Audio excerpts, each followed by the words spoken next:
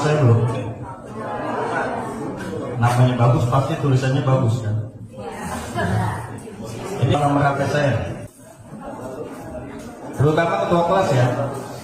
Ini saya suka ngirim materi.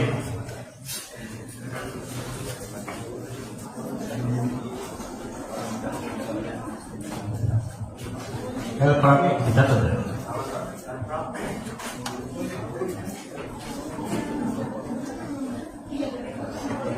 Matkul kemarin, datang kemarin. Ada 15 Pak. Fisika, kimia. Sebelahnya. Namanya siapa? Daud. Apa lagi? Kalau tiga kan kalkulus, biologi, kalkulus fisika.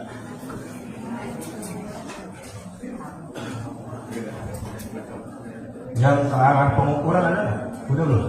Apa menurut kalian yang sudah ke arah, kalian jurusannya apa? Meteorologi dan yang sudah dasar kan dasar fisika, kimia, yang ke arah meteorologi dan instrumentasi.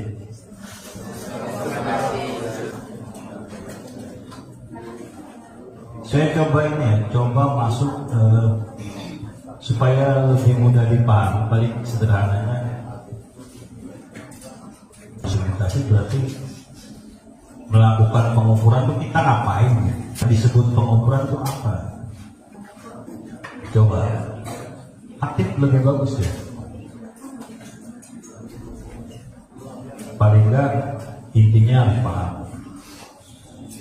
Sistem instrumentasi berarti sistem apa? Sistem kumpulan. Sistem organ apa sistem organ? Organ-organ tubuh ada paru-paru, jantung. Kalau di instrumentasi ada apa aja?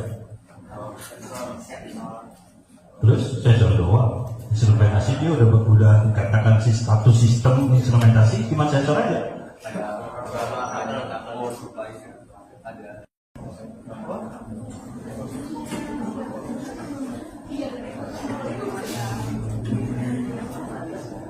Ayo, sistem ada apa aja? Kok sensor doang? Sistem instrumentasi kan ada sub-sub sistem. Sistem organ tubuh ada paru-paru, jantung. Instrumentasi, sistem instrumentasi itu luas ya. Pengukuran bagian dari sistem instrumentasi. Setelah diukur diapain?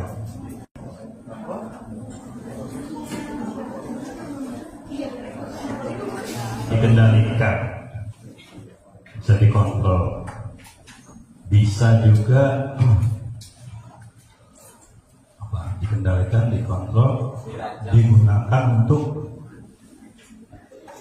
sistem yang lebih luas lagi, namanya SIS, misalkan safety.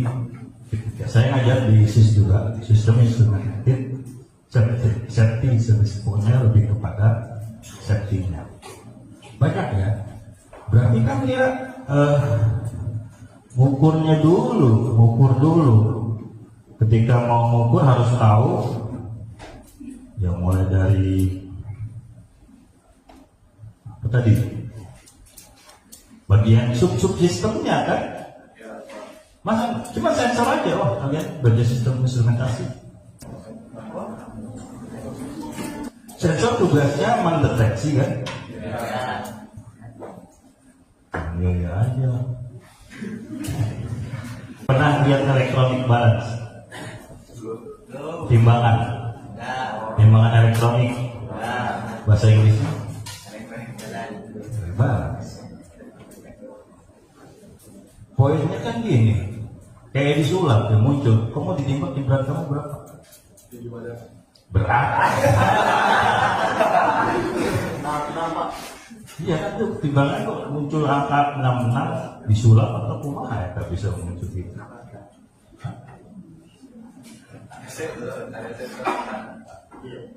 Ada sensor kan? Tugasnya mendeteksi dari besaran fisis. Kenapa harus ke elektrik? Elektronik balance itu elektrik. Kalau tugas, kalau mechanical balance, kalau elektronik balance buat listrik. Dulu masih mekanik, serba mekanik kan. Oleh karena itu kita perlu apa? Mengembangkan dulu tuh, kok bisa menggunakan besaran listrik, bagaimana rekayasanya tuh?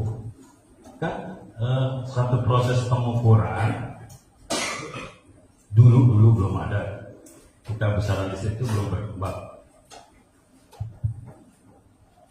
sehingga perlu dikembangkan sistem pengukuran, boleh? Sistem pengukuran yang arahnya ke besaran listrik, namanya instrumentasi. Cuma instrumentasi lebih luas, nggak cuma ngukur, habis ngukur bisa dikendalikan, kan benar? Paham sampai sini ya? Dulu kenapa namanya metode pengukuran? Kurang dari sisi filosofis, filsafat, bukan belajar ilmu filsafat, berarti kan gitu kan. Kalau saya pakai kata metode pengukuran, nanti banyak metode-metode, kalian bingung kan? Dasarnya tadi gini ya, saya mau mengembangkan yang tadi timbangannya masih mekanik gitu kan. Berarti kita butuh sistem pengukuran yang lain. Nah, bentuk lain tersebut sehingga lebih mudahnya. Bukan tergantung konteksnya, bukan berarti salah metode pengukuran.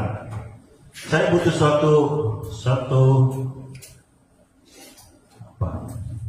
suatu teknik lah, teknik supaya tadi konsep mendeteksinya aja dulu. Padahal nggak cuma mendeteksi loh. Kadang nggak cuma mendeteksi kan, sudah dideteksi besaran bisnis, mau kemana nih? Mau ke besaran mekanik boleh nggak? Mekanik ke mekanik sehingga ada transmisi mekanik. Enggak. Nanti ada prinsip transmisi elektrik. RLC harus tahu. Elemen-elemen pengukuran, nggak cuma ada elemen pendeteksi, elemen pengkondisian sinyal, elemen pemrosesan, ini kan diproses. Itu kenapa sih dikasih nama itu? Ya, supaya kita lebih mudah memahami tentang pengukuran. Mendeteksinya aja dulu, padahal nggak cuma mendeteksi loh. Belajar dulu deh mekanik, boleh nggak? Kita belum berpikir ke arah elektrik. Di dunia zaman barat tuh masih mengembang, semua sedang dikembangkan. Kontrol juga gitu. Di dalam sistem informasi ada kontrol juga kan. Nanti ada yang elektrik kontrol, ada yang pneumatik. Dulu pneumatik dulu, ada yang hidrolik. Nah, dorongnya itu kalau kerja hidrolik pump kan nggak pakai listrik dulu. Sama dulu juga timbangan mekanikal balance dulu masih perubahan sensornya mekanik ke mekanik. Kita sebutnya elemen. Tadi elemen dalam arti luas ya. Nanti kalian akan mengenal nih babnya bab subsistemnya kan. Kita belajar subsistem. Dari sistem instrumentasi boleh. Boleh nggak saya garis gini? Boleh Pak. Ya belum cek dulu.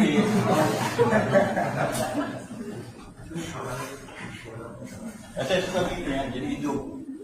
Bagus. Belum ngerti kagak gitu kan. Boleh nggak sistem instrumentasi saya garis sendiri pengukuran boleh nggak? Boleh. Dengan catatan, mungkin filosofis nggak gitu. Nggak boleh itu, nggak cuma ngukur, tapi hasil pengukuran dikendalikan lagi kan. Nah, di sistem pengukuran sebelum sampai instrumentasi yang lebih luas, kita mengenal di teori ya ada elemen-elemen pengukuran. Elemen pengukuran, sistem instrumentasi organ-organ tubuh, sistem organ. Nggak cuma ada elemen pendeteksi namanya sensor. Elemen pengkondisian sinyal, elemen pemrosesan, ini kan diproses. Saya bisa juga nggak mau pakai kata itu. Ada namanya organ deteksi. Saya nanya organ deteksi bisa bisnis. Iya benar loh, tangan saya bisa loh. Kamu kan coba anak, wah kamu sakit ya. Coba panas. Iya kan? Masih tunggu dulu, jangan buru-buru lah. Jadi oh iya, saya udah jauh juga ya. Tahan di Elena, ingat saya, tahan di Elena di anak wali saya juga, dari lirika itu ya. Lagi, kamu bisa jadi anak wali saya, tapi ada syarat. Mau tiap hari ajak saya ngobrol tentang ini ya, tentang ilmu kan. Tadi kita baru ingatin ya, baru sensor. Tapi kalau kita sebelum kesana kan, mengukur tuh ngapain sih gitu?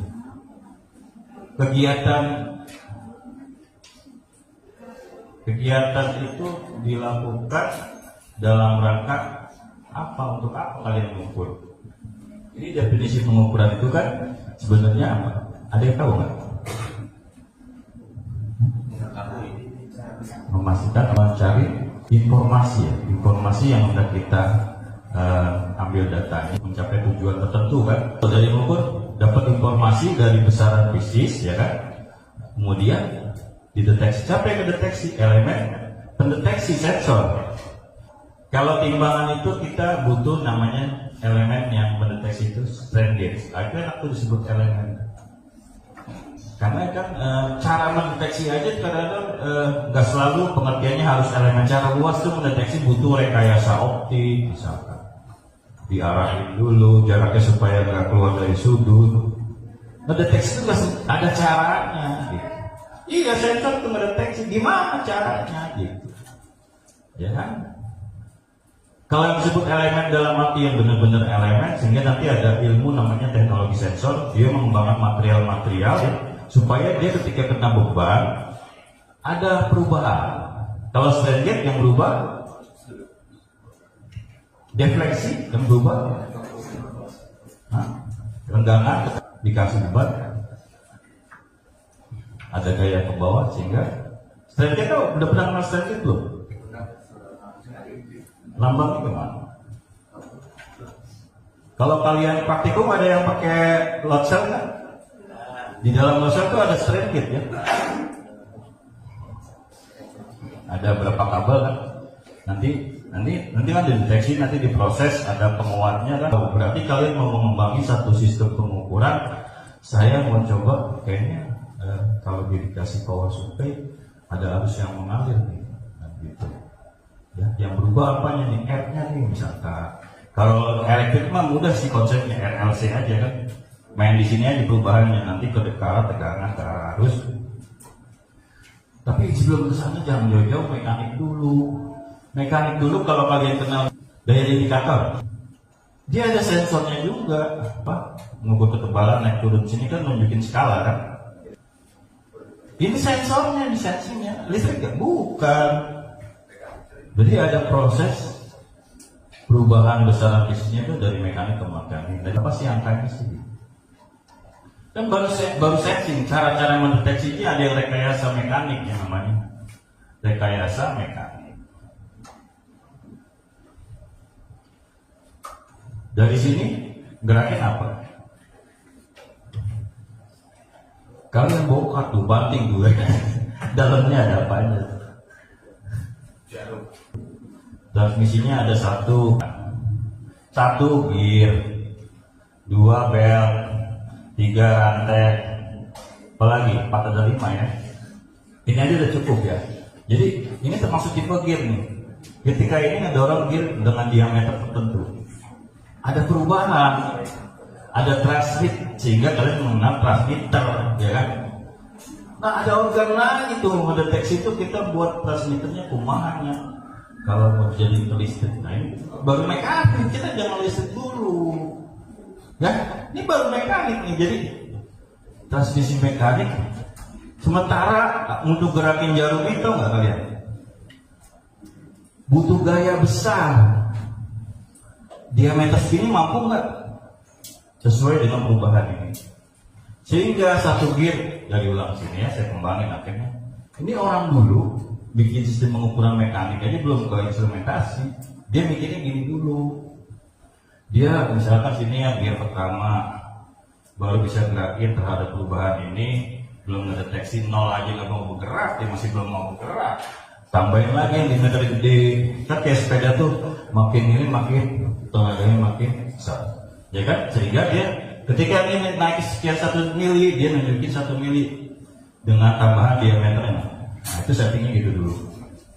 Berarti konsep sensornya itu adalah setelah ditransmit ke besaran air sehingga menghasilkan gaya tertentu. Besaran air apa gaya tertentu untuk mendorong jarum. Namanya transmitter itu udah. Jadi besaran yang lemah, masih lemah dulu pertama, belum lemah perlu diampli. Kalau di listrik juga ada amplifier, ada penguat. Diameternya diganti lagi sehingga bisa mendorong jarum. Jadi ada apa lagi amplifier. Belum lagi ini ya, dia mendorong jarum ini kan, gak semuanya dari kadang-kadang sudutnya salah kan, ada noise kan. Ada nggak filternya? Kalau di elektrik ada filter. Ya kelebihan dari instrumentasi ya, filternya bagus, amplinya bagus, amplifiernya bagus. Itu namanya disebutnya pengkondisian. Di kondisi kita mau merubah kemana? Transmisi mekanik ke mekanik, transmisi mekanik ke elektrik. Paham ya? Cuma kalian baca sistem instrumentasi ya. Sekarang pegas. Sama pegas kalau mau saya kasih AT. Pernah lihat AT enggak? Anak timbangan kan? 1 kilo misalkan. Ini jarumnya nih. Dari 0 dulu nih. Dari 0 kilo.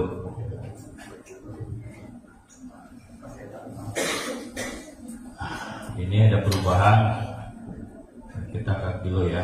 Jadi pada saat dinaikin ada waktu kan, ini waktu T. Nah, kayak waktunya, itunya. Ada waktu dia misalkan harusnya 1 kilo di mana? 1 kilo di dia nya misalkan nih, terus kilo, 1 kilo kan. Dia pasti ada jarumnya goyang, gitu kan. Osilasi ya, sampai dia stabil kan. Nah, naik turun, sampai amplitudenya berapa? Punya ciri khas jadi kan.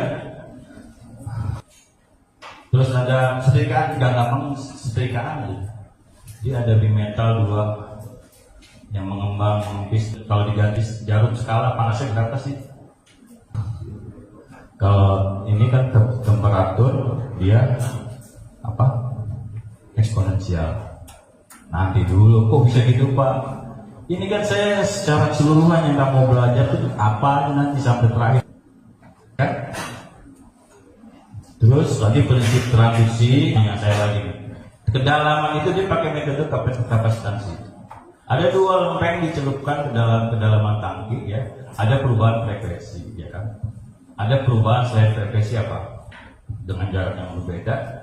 Nilai kapasitansi. Nilai kapasitansi pokoknya dibawa ke RLC semua bisa dijadikan tegangan dan arus. Kalian harus tahu step by step elemen-elemen pengukurannya. Deteksi, punya prosesi, punya pemroses, elemen penambil. Ada berapa elemen? Ulangi. Elemen pendeteksi sensor, elemen pengondisian sinyal, tadi ada transmitter dan sebagainya, sampai ke pemroses. Pemrosesor itu gini ya. Mau ke penampil, kalian harus kenal set kan. Tampilannya apa nih? Gitu. Tampilannya display. Ada nanti I2C. Ada yang nggak mau pakai display, langsung ke IoT misalkan. Tampilnya di mana? Orang bisa lihat di jangka itu dulu lah ke monitor laptop kita misalkan. Di sini nanti bisa dilihat pengukuran. Mau pengen dua-duanya boleh. Ke elemen menampilnya. Tampilannya display. IoT kan monitoring ya. Gak usah monitoring ke arah controllingnya misalkan. Setelah dia nggak mau ditampilin. Jadi dia butuh ketika dia mendeteksi tadi balik lagi saya timbangan. Jadi anak bimbingan saya tuh bikin timbangan bagasi pesawat terbang, langsung nunjukin tarif tuh. Dikontrol ketika beratnya dalam batas sekian, pemrograman. Tapi udah belajar pemrograman belum? Harganya ketika beratnya lebih dari sekian, nah itu ada fungsi controlling otomasinya. Yang sederhana. Ada juga nanti kalau di industri itu controllingnya lebih ke proses. Industri itu kan prosesnya banyak, kayak tadi sistemnya banyak. Di industri itu nanti ada bagian-bagian proses. Pengukuran ada yang dinamakan pengukuran langsung dan tidak langsung. Nah, langsung bisa dia dibandingkan. Ada yang butuh rekayasa, transmisi mekaniknya banyak, nanti baru ke elektrik. Jadi nggak langsung. Tuh, ada lagi tambahan, kesalahannya harus tahu, karakteristiknya harus tahu. Dilihat dari kesalahannya, nanti kita analisis salah statiknya. Nanti ada teori-teori tentang karakteristik dinamik, nanti baru gimana analisa Laplace-nya, gimana analisa Fourier-nya. Fungsi waktu bisa nih tadi ya. Kalau kamu nggak mau ke Laplace, pakailah ini deret Fourier ya. Perubahan terhadap fungsi waktu dari yang 0 massa kilogram ke 1 kilo yang diukur tadi, dia memenuhi deret Fourier yang harus dirubah, dianggapnya step. Bagaimana kalau dia ke arah frekuensi yang berubah tadi, goyang-goyang tadi itu dihitung deret Fourier-nya, baru dapat nilainya berapa kilo 1 kilogram. Dah lama, mendingan ke Laplace, tapi Laplace susah Pak. Ini memang matematika tingkat yang paling sulit sebenarnya Laplace. Tapi ya udah dikembangkan MATLAB kan. Dan nanti ujian yang benar ya. Sekarang itu gini. Karena kan ada AI. Kamu tinggal copy paste, nggak boleh. Sekarang saya tanya, kamu bisa cerita kayak gini udah paham, udah lulus teori.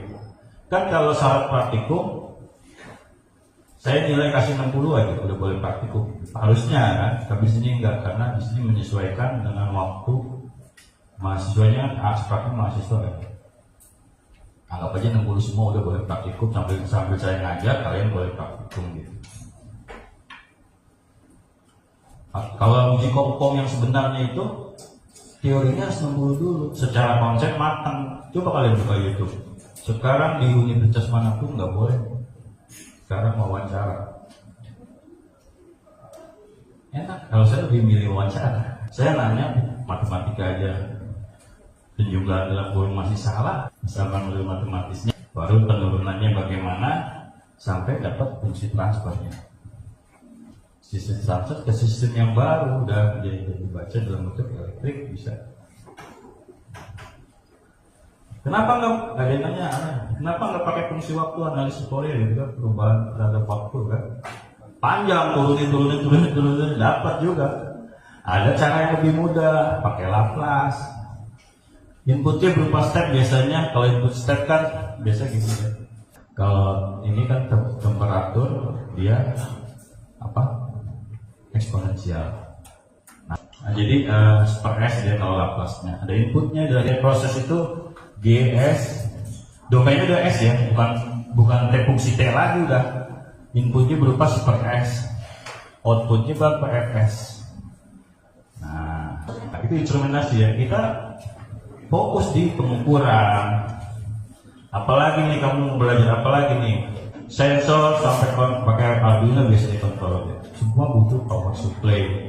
Tadi penghasil tegangan dan arus. Sehingga sistem pengukurannya sudah instrumentasi, cuman batasan sempit masih pengukuran. Instrumentasi luas bisa dikontrol. Kontrol nanti kamu belajar kontrol lebih banyak lagi. Kontrol on off.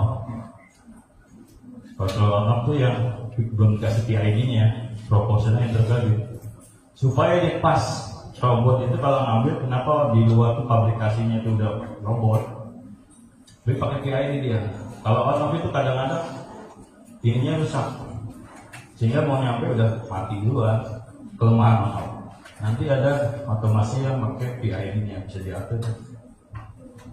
Nanti tergantung proses lagi, proses itu proses di industri ya, proses di industri itu nanti ada yang rasio kontrol, ada yang cascade kontrol.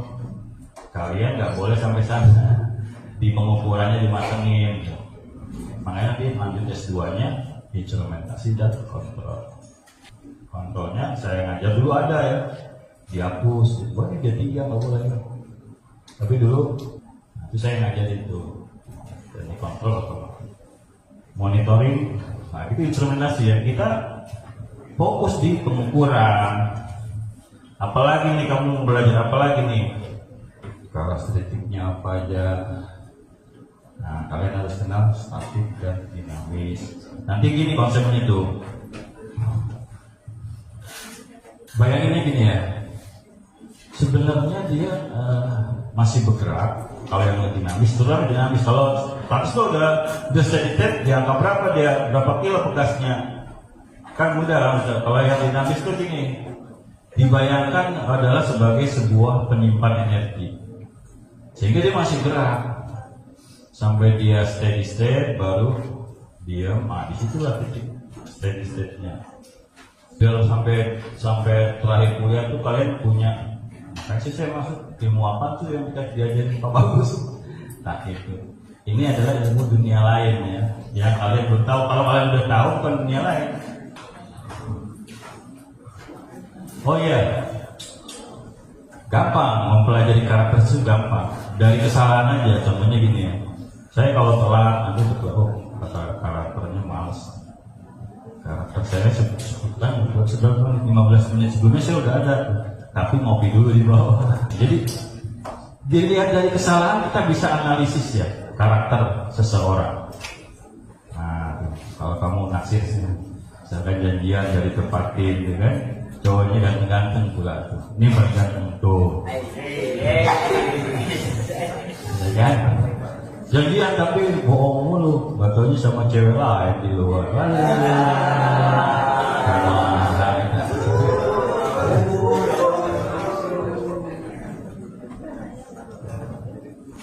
Jangan begini, tiap angka itu nanti punya julukan. Wah ini parah, malas, makin sini moralnya makin jelek nih. Wah itu kan enggak ya, kalau punya julukan gitu kan. Jadi gini nih teorinya nih. Memahami sistem pengukuran harus tahu konsep kesalahan pengukuran, pengukuran. Ada yang dipandangnya secara deterministik ditentukan, ya, ada yang random. Ini deterministik itu lebih ke pasti ada koreksi lah, terkoreksinya adalah random tuh yang diulang-ulang kan, pengulang SD kan, SD tahu SD standar deviasi. Kita ngomongin dulu nih yang pasti dulu nih, yang pasti terkoreksi ya. Kamu menggunakan penggaris untuk panjang, ada yang menggunakan pakai laser. Panjang ini diukurnya pakai bahan ukur. Nah, kalau pakai laser bedanya, laser kan udah eksperimentasi, udah listrik. Terkoreksi berapa? Terus dia dipercaya nggak? Kudu dikalibrasi.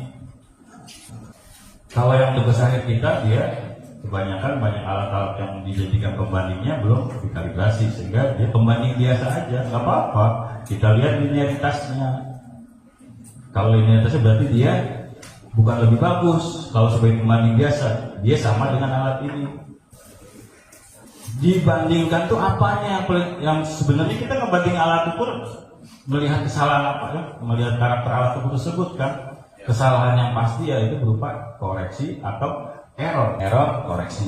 Kalau error lebih banyak ke metodologi legal. Kita nyari BKD batas jalan yang ditindak. Kalau koreksi lebih ke kalibrasi. Terkoreksi sama aja sebenarnya, cuma beda plus minus. Misalnya tadi ini harusnya berapa nih? 5,1 yang ini 5,2. Koreksinya berapa? Mana yang dijadikan standar? Dijadikan standar bukan berarti standar ya. Mana yang bisa dijadikan acuan gitu kan? 0,1 koreksinya. Kalau dia error minus, cuma dibalik-balik aja. Tapi itu yang namanya disebutnya kesalahan pasti. Dari kita melihat analog dan digital, tampilan itu akan sumber kita pasti adalah kesalahan paralel. Ketika kita melihat angka yang analog dengan digital, membaginya beda sehingga nanti resolusi pakai analog apa digital. Ini kalau ke kolaborasi nyari sumber-sumber tidak pasti dihitung totalnya sama. Yang random diulang-ulang, misalkan diulang-ulang, standar deviasinya belum berubah tuh. Nah itu tuh udah random tuh. Nah ini random. Sehingga random itu adalah merupakan satu ketidakpastian. Yang random diulang-ulang, misalkan diulang-ulang, standar deviasinya belum berubah tuh. Nah itu tuh udah random tuh. Kepastian yang lain selain dari SD adalah kesalahan paralel. Tambah lagi sumber ketidakpastian. Tadi kan yang selain ini yang nggak pasti, ini yang pasti, yang nggak pasti. Oke, resolusi pakai analog apa digital. Ini kalau kolaborasi nyari sumber-sumber ketidakpastian, dihitung totalnya sumber ketidakpastiannya. Ada tekniknya lagi, teknik menghitung estimasi ketidakpastian. Meteorologi banyak yang dipelajari. Kalau meteorologi kan BKD-nya. Meter kayu punya BKD tera berapa 1 mm ya BKD-nya. Tergantung pakai 1 meter. Garis dibaca 1 meter, cari errornya. Ketika errornya masih di bawah BKD bisa. Itu doang, lebih ke kualitasnya berarti masih bisa digunakan. Quality ya, jadi batas kesalahan yang diizinkan itu kualitasnya, jadi keberterimaannya masih bisa diterima karena BKD-nya 1 mm, dia 0,5 aja udah masih bisa, 0,2 apalagi bisa. Tuh meteorologi itu gitu, kalibrasinya ada. Nanti ada meteorologi legal itu nanti yang ketidakpastian juga dihitung, volume menjadi aku standar. Selain kalian nyari BKD, kalian juga harus nyari ketidakpastian. Besaran lain cuma cari BKD-nya doang. Harusnya semua perlu dihitung ketidakpastian. Karena kalibrasi itu mau kemampuannya jelek sekalipun harus ada nilai ketidakpastian. Tapi ini di skip ya, jadi bagusnya dihitung semua. Banyak kok di sistem instrumentasi safety itu biasanya mengukur kegagalan proses segala macam. Dia kalau saya bilang mengukur dari jumlah ketidakpastiannya terhadap kegagalan proses sehingga dapat dihitung safety-nya berapa. Saya masih video begitu. Tuh ini juga harus tahu nih, tapi harus kenal karakter dinamik dulu, yaitu dia biasanya kan dipengaruhi waktu, ada sistem order. Kenapa dibuat namanya sistem order? Karena kita supaya mengenal tingkat penyimpanan energi sampai ke order paling tinggi.